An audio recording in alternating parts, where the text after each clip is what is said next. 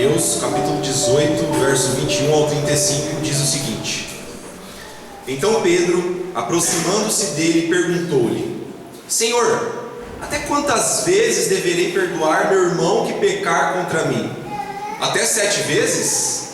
Jesus lhe respondeu: Não te digo que até 7 vezes, mas até 70 vezes 7.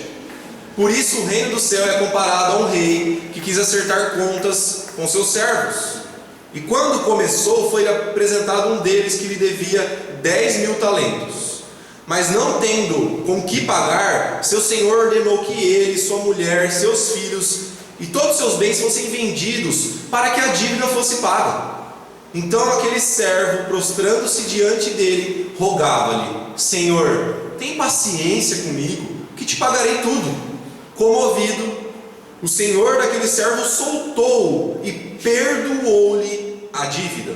Ao sair, porém, aquele servo encontrou um dos seus conservos, que lhe devia 100 denários, e agarrando-o, sufocando-o, dizendo: Paga o que lhe deves. Então, caindo aos seus pés, o seu companheiro lhe suplicava: Tem paciência comigo, que te pagarei. Ele, porém, não quis, antes mandou colocá-lo na prisão até que pagasse a dívida. Seus conservos, vendo o que acontecera, ficaram muito tristes e foram contar tudo ao Senhor. Este então chamou a sua presença e disse-lhe: Servo mau, perdoei-te toda aquela dívida, porque me suplicaste. Tu também não devias ter compaixão do teu companheiro, assim como tive de ti? E irado, entregou-o aos carrascos, até que ele pagasse tudo o que lhe devia. Assim também vos fará meu Pai Celestial, se cada um de vós não perdoar de coração ao seu irmão. Amém? Vamos orar mais uma vez. Pai, nós te agradecemos por esse privilégio de estarmos aqui e podermos escutar a tua voz através da tua palavra.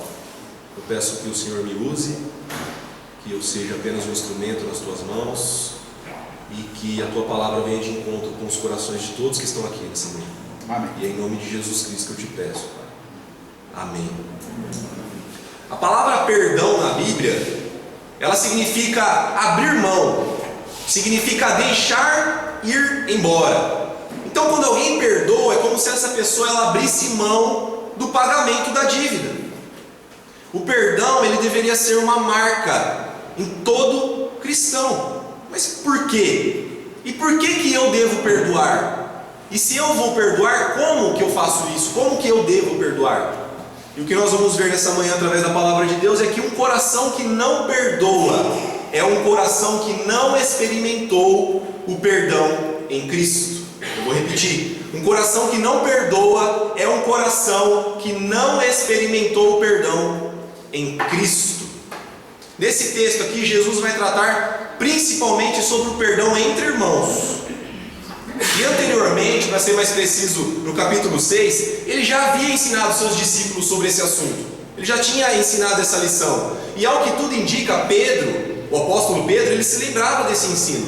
Porque ele faz uma pergunta, mas ele faz uma pergunta com pressuposto, ou seja, já sabendo alguma coisa. Olha só o que Pedro diz no verso 21. Senhor, até quantas vezes deverei perdoar meu irmão que pecar contra mim? Até 7 vezes? Pedro, então ele sabia que deveria perdoar. Só que aqui ele tenta colocar limites. Ele tenta colocar uma medida no perdão. E quando ele fala em perdoar até 7 vezes, ele estava querendo dizer o seguinte: olha, Senhor, então depois que o irmão cometer ofensas contra mim, e eu perdoar 7 vezes, se ele pecar mais uma, então eu não tenho que perdoar ele. Eu posso abandonar esse relacionamento. Ao perguntar isso, Pedro, ele acreditava estar demonstrando um grande amor. Nossa, olha, perdoar 7 vezes um irmão que me ofendeu, ele achava que era grande coisa. Nossa, que amor, que demonstração de amor. Só na cabeça de Pedro. Porque olha só o que Jesus responde para ele no verso 22. Não te digo que até 7 vezes, mas até 70 vezes 7. Então eu quero que vocês imaginem a reação de Pedro. Ele achava que ele estava fazendo muito em perdoar 7 vezes o irmão. Jesus aqui ele fala em 490. Mas eu quero que vocês entendam que a intenção de Cristo ao falar isso, ao dar esse número, não é colocar um limite, né? Não é que a gente vai ficar contando, a gente vai pegar um caderno, vai comprar um caderno, vai escrever o nome do irmão lá, e a gente vai começar a listar as ofensas que ele fez contra nós, e aí quando chegar a 490, a gente não perdoa mais. Não é isso. Jesus está mostrando que nós não podemos colocar limites aonde não se deve ter limites. 1 Coríntios 13,5 nos ensina que não devemos guardar ressentimento do mal. Então, após esse diálogo com Pedro, Jesus ele vai contar uma parábola, e ele tem a intenção de reforçar a necessidade do perdão. Eu vou dividir essa parábola em 3 pontos. E o primeiro ponto é: arrependa-se. Os nossos pontos hoje serão ordenanças de Deus para a tua vida. E a primeira é: arrependa-se. Verso 23 a 27, vamos ler novamente. Por isso o reino do céu é comparado a um rei que quis acertar contas com seus servos. E quando começou, foi-lhe apresentado um deles que lhe devia 10.000 talentos. Mas não tendo com que pagar, seu senhor ordenou que ele, sua mulher, seus filhos e todos os seus bens fossem vendidos para que a dívida fosse paga. Então aquele servo, prostrando diante dele, rogava-lhe: Senhor, tem paciência comigo, que te pagarei tudo. Comovido, o senhor daquele servo soltou e perdoou-lhe a dívida. O rei da parábola aqui, né, que é contado na parábola, ele decide fazer como se fosse uma auditoria fiscal. Aí nessa auditoria fiscal, ele chega até uma lista de servos que estavam inadimplentes, ou seja, servos que deviam, que estavam devendo para ele. Aí o rei ele começa a chamar esses servos, até que chega um momento em que um servo que lhe é apresentado, ele devia 10.000 talentos. E eu não vou entrar muito no detalhe aqui de quanto que valia cada talento, como que era feita essa medida, mas eu quero que vocês, para vocês terem uma ideia, saibam que um homem simples e comum, ele teria que trabalhar cerca de 20 anos para ganhar um talento. Esse servo devia 10.000 talentos. Então o que a gente tem que ter em mente é que se tratava de uma dívida impagável. Agora, qual que é a reação do servo após descobrir, né, que ele estava nessa condição de devedor? Nós vemos pelo menos 2 pecados aqui na reação do servo. Nós vemos o orgulho e o falso arrependimento. Mesmo devendo uma quantia imensa de dinheiro, ele acreditava que ele podia pagar. Ele fala assim: tenha paciência, porque eu vou pagar o senhor. Então ele é orgulho, ele não reconhece que a dívida dele é impagável. A sua condição aqui era de um ladrão, mas ele não parece incomodado com isso. Sabe o que incomoda esse servo? O fato dele ter sido descoberto. Porém, o risco de ele ir para a prisão juntamente com a sua esposa, seus filhos, ter todos os seus bens recolhidos, esse homem, o que ele faz? Ele se prostra diante do rei e ele clama. Ele fala: tem paciência, tem misericórdia. E diante disso o rei se comove. Ele solta o servo e ainda perdoa toda a dívida daquele servo. Esse rei certamente era um homem compassivo, né? O que significa compassivo? Alguém que é piedoso, bondoso, tolerante. E o que isso nos ensina, irmãos? Qual é a aplicação desses versos para as nossas vidas nessa manhã? Será que o nosso conceito sobre arrependimento está correto? Será que todas as vezes que nós declaramos estar arrependidos, será que de fato nós estamos arrependidos? E o que é arrependimento bíblico? Um erro que acontece muito no meio cristão é confundir remorso com arrependimento. Ambas as coisas têm coisas em comum, mas elas são completamente diferentes. Ambos trazem tristeza, aflição, mas a gente tem que entender que as causas são diferentes. O remorso ele não traz uma tristeza por causa do pecado em si. O remorso traz uma tristeza por causa das consequências que determinado pecado causa na vida da pessoa. Eu quero que vocês imaginem um homem casado com filhos e que possui uma amante há 5 anos. Vamos imaginar a seguinte situação. Aí esse homem ele tem o seu pecado descoberto. As consequências são gravíssimas, né? Separação, guarda de filhos, exposição pública, a divisão dos bens. E obviamente essa situação ela vai trazer muita tristeza para o homem. Na maioria das vezes esse homem ele vai jurar estar arrependido. Mas a pergunta é: se ele estivesse arrependido de verdade, ele teria continuado 5 anos com a amante? E se ele não fosse descoberto? Será que ele abandonaria esse caso? Então vocês percebem? A tristeza nesse caso, ela não vem por conta do pecado em si, mas ela vem por conta daquilo que o pecado causou na vida desse homem. E o arrependimento verdadeiro? A melhor definição para mim que eu aprendi é: arrependimento é mudança de convicção que resulta em mudança de comportamento. Essa mudança de convicção é uma obra do Espírito Santo. É Ele quem nos convence do pecado, nós já aprendemos isso. É Ele quem nos traz a absoluta certeza de que aquilo que nós estamos fazendo afeta de forma negativa o nosso relacionamento com Deus. Mas não para por aí essa tristeza, por sabermos que estamos desagradando o nosso Senhor, vai nos impulsionar a uma mudança de vida, o abandono dessas práticas pecaminosas. Então, quando há arrependimento verdadeiro, não nos entristecemos por causa das consequências do pecado, mas por conta do afastamento que isso traz entre nós e o nosso Criador. Como que você tem vivido, meu irmão? Como que você tem vivido, minha irmã? Escondendo um pecado? Praticando ofensas contra Deus e se afastando cada vez mais do seu Senhor? Até quando vai continuar nisso? Até você ser descoberto? Você vai pagar para ver? Você vai esperar as consequências para depois se entristecer? Arrependa-se nessa manhã. Peça para que o Espírito Santo te dê essa convicção, para que Ele te faça enxergar todas as ofensas, todas as desonras, todos os insultos que você tem praticado contra Ele. Peça que Ele te dê graça, te dê forças para mudar, para se conformar com a vontade dEle, para você se parecer mais com Cristo. Então esse é o primeiro ponto, irmãos. Arrependa-se. E o segundo ponto é: perdoe. Olha o verso 28 até o 30.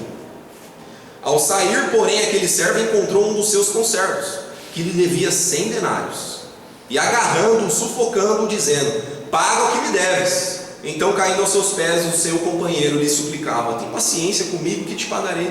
Ele, porém, não quis, antes mandou colocá-lo na prisão até que pagasse a dívida. Então, depois de deixar a presença do rei, o servo ele encontra um outro servo, um conservo, que lhe devia 100 denários. Qual que é a sua reação? É totalmente violenta. Ele queria receber aquela quantia de qualquer forma. E assim como no ponto anterior, é necessário a gente entender o valor dessa dívida. O denário geralmente era o salário que um homem recebia por um dia de trabalho. O conservo devia 100 denários, ou seja, com 4 meses de trabalho aproximadamente, ele poderia juntar esse dinheiro e quitar a dívida. Isso vai nos mostrar que, ao contrário da dívida anterior, que era impagável, essa segunda era perfeitamente pagável. Ela poderia ser perfeitamente quitada. A reação do conservo é a mesma do servo anteriormente. Ele pede paciência, ele diz que pagaria. Mas o servo que tinha acabado de ter sua dívida perdoada, ele não perdoa. Pelo contrário, ele manda esse homem para a prisão. Aplicação, irmãos. Quando alguém peca contra nós, quando alguém comete uma ofensa, um insulto, uma afronta contra nós, é como se essa pessoa adquirisse uma dívida. Por isso que a parábola aqui ela é ilustrada dessa forma, com um servo devendo para um rei. Agora a pergunta é: como que essa dívida pode ser paga? Geralmente, para nós isso, não biblicamente, geralmente através de compensação. Exemplos: imagine que uma pessoa está bêbada e ela está dirigindo, e ela vai lá, atropela uma outra pessoa. Para compensar o seu erro, o que ela vai fazer? Ela vai assumir todo o prejuízo que a pessoa teve. Ou seja, os danos causados àquela pessoa, ela que vai arcar com tudo. O tratamento médico, depois a fisioterapia, tudo. No caso, essa pessoa ofendida, a pessoa que foi atropelada, ela perdoa porque foi compensada de alguma forma. Uma ilustração mais simples é quando o marido ele briga com a esposa e no final do dia ele traz um chocolate. Por que ele faz isso? Ele quer compensar o erro que ele cometeu e assim adquirir, receber o perdão da esposa. Ele está compensando. E nós vemos isso também naquele famoso estamos kits, que é um negócio até meio de criança. Eu tenho isso na minha lembrança. Quando o amiguinho quebrava o nosso brinquedo, a gente ia lá, quebrava o dele e estava tudo certo. Compensava, a gente compensava o erro quebrando o dele. Dessa forma, o pagamento da dívida ele vem com aquele que ofendeu, tentando reparar esse erro, essa ofensa que ele fez, ou com a parte ofendida retribuindo o mal. Da onde eu venho se chama vingança. Em todos eles a dívida é paga, o perdão é concedido através de uma compensação. Mas será que esse é um conceito bíblico de perdão? Compensando as coisas? É óbvio que não. Outro erro bastante comum é as pessoas relacionarem perdão com o sentimento. Quantas vezes você já escutou alguém falar assim, eu não consigo perdoar aquela pessoa, eu ainda sinto uma mágoa, um rancor, um sentimento ruim no meu coração. Só que o que nós precisamos entender nessa manhã é que perdão tem a ver com decisão e não com sentimento. Mas que tipo de decisão? Uma decisão legal, em que você perdoa a dívida que aquela pessoa adquiriu com você quando ela te ofendeu. Agora eu quero que você pense naquele irmão da igreja, aquele que é uma bênção na sua vida, aquele que você apelidou de cruz, né? Ele é a cruz que você tem que carregar. Pensa nele aí agora. Agora eu quero que você imagine que ele pecou contra você, ele te ofendeu, ele te magoou, ele te entristeceu. Ele adquiriu uma dívida com você, porque ele pecou. E você sabe que você tem que perdoá-lo. Jesus mandou perdoar 70 vezes 7. Agora na prática, como que você faz isso? Primeiramente, reconheça que ele adquiriu uma dívida com você. Depois decida em seu coração, diante de Deus, perdoar essa dívida e abrir mão de qualquer tipo de compensação. Você deve orar a Deus e dizer: Senhor, aquele irmão pecou contra mim, eu sei que ele adquiriu uma dívida, mas o que diz respeito a mim, eu abro mão e eu perdoo em nome de Jesus Cristo. É assim que você deve fazer. Aí você pode perguntar: mas esse irmão não veio pedir perdão para mim, Maurício. Mas aonde que Jesus disse que você tem que perdoar quando o irmão vier te pedir perdão? Mostra para mim onde que está escrito isso. O seu dever como cristão é perdoar.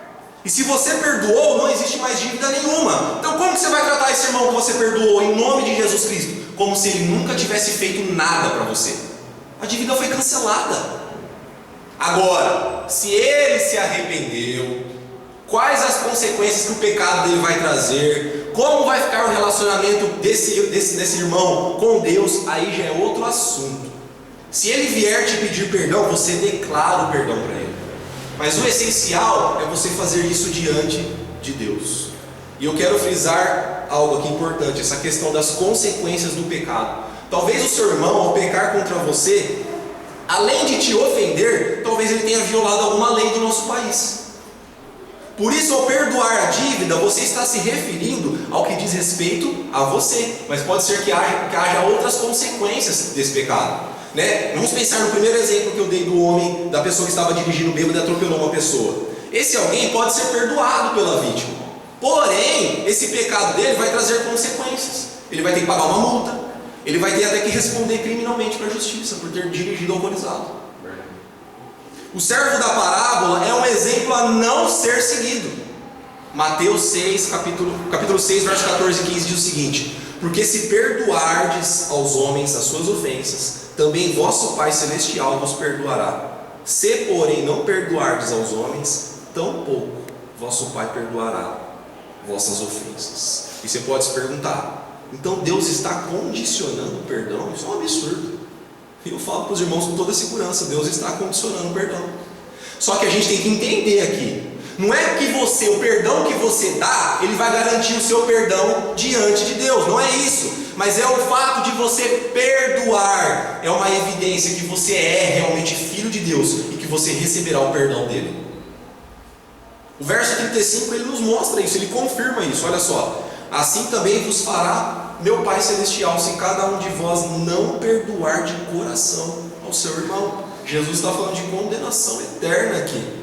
Aquele que foi perdoado, ele perdoa. Logo, aquele que não perdoa, ele está demonstrando que não foi salvo, que não foi alcançado pela graça de Deus. Por isso preste atenção: perdão não é um sentimento, perdão é uma decisão. Você pode estar com raiva da pessoa, você pode se sentir ainda traído, você pode estar triste, mas você deve tratar ela como se ela nunca tivesse te ofendido. Você deve orar por essa pessoa, e se ela precisar de você, você deve estender a mão para ela.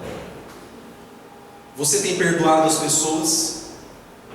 Você tem perdoado os seus irmãos em Cristo? Ou você tem sido como o servo da parábola que nós lemos? Como você tem sido? Então esse é o nosso segundo ponto. Recapitulando, primeiro ponto, arrependa-se. Segundo ponto, perdoe. E o terceiro e último ponto, experimente o perdão. Dos versos 31 ao 34, vamos ler. Seus conservos, vendo o que acontecera, ficaram muito tristes, e foram contar tudo ao seu senhor. Este então chamou à sua presença e disse-lhe: servo mau, perdoei-te toda aquela dívida, porque me suplicaste. Tu também não devias ter compaixão do teu companheiro, assim como tive de ti? E irado, entregou aos carrascos, até que ele pagasse tudo o que lhe devia. Então, perante essa cena, os outros servos que estavam ali no local, eles se indignaram com o que o servo tinha acabado de fazer. Eles vão até o rei e contam tudo. Esse rei chama o servo novamente, e depois de tão grande demonstração de maldade, o rei decide fazer justiça. Então ele entrega o servo para ser preso e torturado. O que nós aprendemos? Que o servo ele havia sido perdoado pelo rei, mas com certeza ele não havia experimentado desse perdão. Nós vivemos numa sociedade de relacionamentos descartáveis. As pessoas têm dificuldade, muita dificuldade em perdoar. E as pessoas que perdoam, muitas vezes elas são taxadas, né? Elas escutam assim: você perdoou fulano? Eu não acredito que você fez isso. Eu jamais perdoaria aquele. Você está sendo idiota, você está sendo trouxa. É o que fala para as pessoas que perdoam. E nas igrejas? O povo de Deus, será que é diferente? Infelizmente não, irmãos.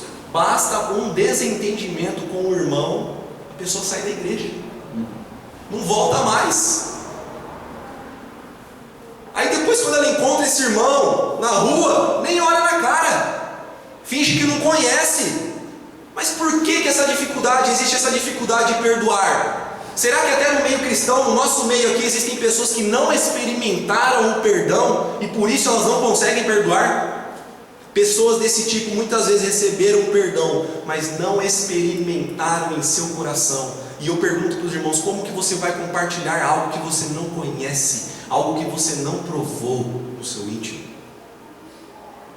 A forma que nós cristãos tratamos os outros revela a verdadeira condição do nosso coração.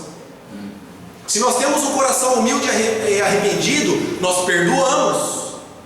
Mas se o nosso coração está cheio de orgulho e desejo de vingança, não pode haver verdadeiro arrependimento. E isso significa que Deus não pode nos perdoar também. É o que o texto está falando.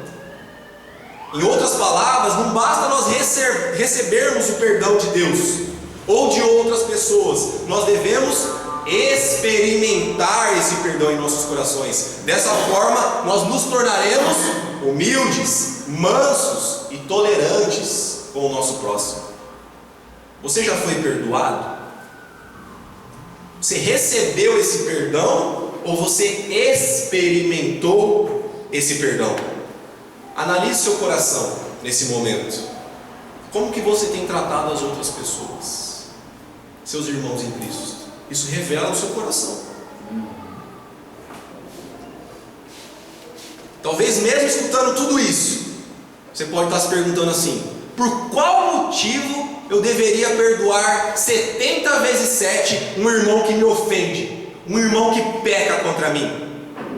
Qual que deveria ser minha motivação para lutar contra o orgulho que está no meu coração e desejar assim um coração mais humilde? Por que eu tenho que fazer isso, Maurício? Primeiramente porque a palavra de Deus nos manda fazer isso. Efésios 4, 31 e 32. Toda amargura, cólera, ira, gritaria e blasfêmia sejam eliminados do meio de vós, bem como toda maldade. Pelo contrário, sede bondosos e tende compaixão uns para com os outros, perdoando uns aos outros, assim como Deus vos perdoou em Cristo. Colossenses 3, 12 e 13. Então, como santos e amados eleitos de Deus, revestivos de um coração cheio de compaixão, bondade, humildade, mansidão e paciência. Olha essa palavra, irmãos. Suportando e perdoando uns aos outros. Se alguém tiver alguma queixa contra o outro, assim como o Senhor vos perdoou, também perdoai. Esse é o primeiro motivo. Segundo, porque nós devemos seguir o exemplo do nosso Senhor e Salvador Jesus Cristo, que mesmo pendurado numa cruz, sangrando, sofrendo, morrendo, ele clamou ao Pai e disse: Pai, perdoa-lhes, pois não sabem o que fazem. O servo mau, ele tinha acabado de ser perdoado de sua dívida que era impagável. Ele nunca conseguiria restituir aquele valor, nem se ele trabalhasse a vida inteira dele, nem a família dele nunca conseguiria pagar aquela dívida. Após isso, ele encontra um conservo que lhe devia uma quantia muito menor, que poderia ser totalmente paga. O que ele faz com esse homem? Manda ele para a prisão. Assim somos nós, assim são vocês, quando vocês não perdoam as ofensas dos seus irmãos, quando vocês não perdoam as ofensas dos seus cônjuges, dos seus pais, dos seus filhos, dos seus amigos. A gente endurece o coração, a gente se enche de orgulho e a gente nega o perdão. Nós não somos diferentes desse servo. E muitas vezes por motivos fúteis, egoístas, dívidas extremamente pequenas. Da mesma forma que o servo mau, nós nos esquecemos da dívida que nós tínhamos com Deus, que foi perdoada através do sangue de Jesus. O fato de adquirir uma dívida quando pecamos é ainda mais sério quando a gente está falando de Deus, com relação ao Senhor. Eu quero que você imagine agora o tamanho da sua dívida, meu irmão. Se toda vez que você peca, você adquire uma dívida com Deus, como que está seu saldo hoje? Analisa, faz as contas. A questão é: o servo teve sua dívida perdoada, porque aquele rei compassivo, ele assumiu todo o prejuízo daquela dívida. O servo não teria como pagar. O rei assume o prejuízo da dívida. Existe alguém que também assumiu o prejuízo da sua dívida. Foi Jesus Cristo. Todo o saldo negativo que você tem, que você tinha, que você tem, que você terá, ficou por conta de Cristo.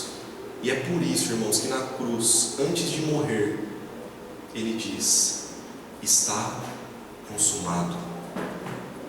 Essa palavra tem um significado muito importante. Está consumado significa está quitado, está pago. O que Cristo estava dizendo naquele momento? Eu paguei toda a dívida daqueles que creem em mim. O perdoar é uma evidência daqueles que foram perdoados, daqueles que verdadeiramente experimentaram o perdão através de Cristo. Talvez você esteja enfrentando dificuldades em perdoar alguém. Talvez você já tenha tentado de várias formas, mas você não consegue. Meu conselho para você, meu irmão, nessa manhã é: tome uma decisão agora e perdoe essa pessoa em nome de Jesus Cristo. Se você já experimentou o perdão de Deus, compartilhe isso com aquele que te ofendeu. C.S. Lewis diz o seguinte: ser cristão significa perdoar o imperdoável, porque Deus perdoou o imperdoável em você. Se existe alguém entre nós que ainda não provou do perdão de Deus, eu quero que você saiba que você, nesse momento, você possui uma dívida impagável. E por causa dessa dívida, o seu destino é a condenação eterna. Mas existe uma forma de você ter essa dívida cancelada. Creia em Cristo, se arrependa de seus pecados e experimente o perdão de Deus. Que Deus nos abençoe e que Deus nos ajude, irmãos. Como eu falei, o perdão deveria ser uma marca de nós cristãos. E infelizmente eu vejo que nós estamos dando um testemunho ruim lá fora, com as nossas atitudes. Que Deus nos ajude nisso. Vamos orar?